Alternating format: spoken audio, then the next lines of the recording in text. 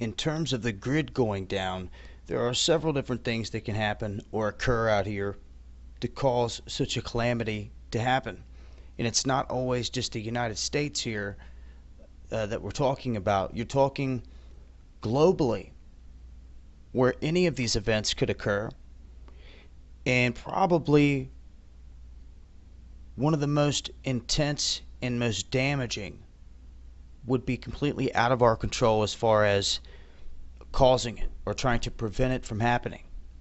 And that is a CME coming off of the sun.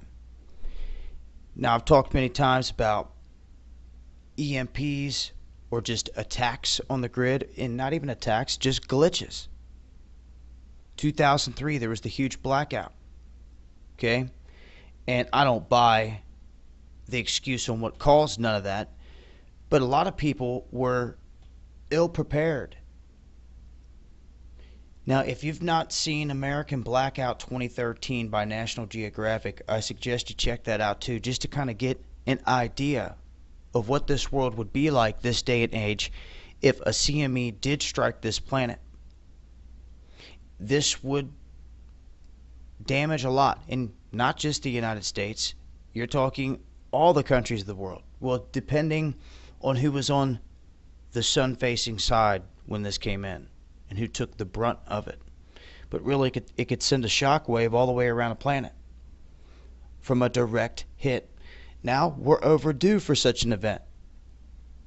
They had all this talk about the current solar cycle and the potential of it being very bad, and we've already came all the way up to and through that whole process. And yes, we have seen some X flares and some CMEs coming toward Earth, but nothing on the scale of what happened in 1859. Now, see, at that point in 1859, they weren't dependent on all the electronics that we have today, all the computers. So when it happened, it really didn't bother them too bad. Besides the fact that some telegraph machines, early telecommunication systems, trains, things of that nature did see some effects. But as far as shutting down the whole globe, it didn't. Now, those people obviously were prepared to survive living the way they were because they were already living like that. They didn't have all the things we have today. The thing is, could you survive like those people did at that time? And I no doubt believe that some of you could.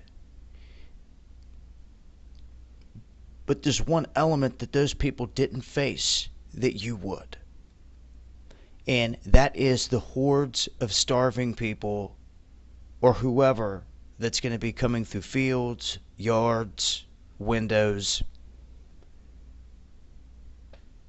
Last-ditch attempt to get food or something for survival or to feed their family. You see, those things didn't go down like that. Those people were used to living off the land.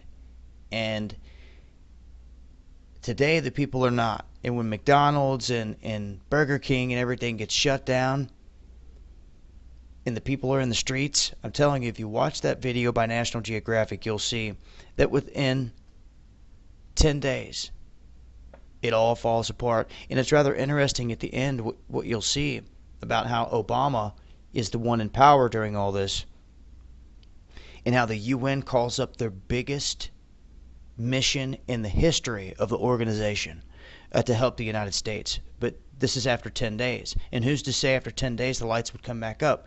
Many say be prepared for 2 years, because from what we've seen, just in ordering some of the main parts, just in ordering those, getting them shipped into place, in connected, has taken every bit of 2 years.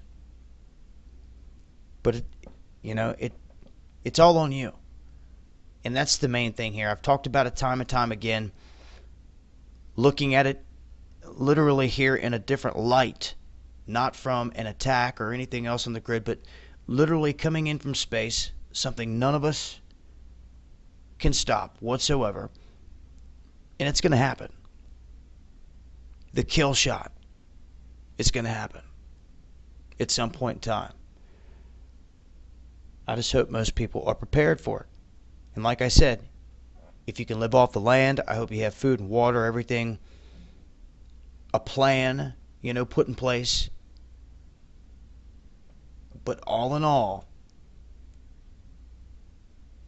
those first couple weeks, even months, you better be prepared for the other people, packs of people that will become animals, literally, for survival.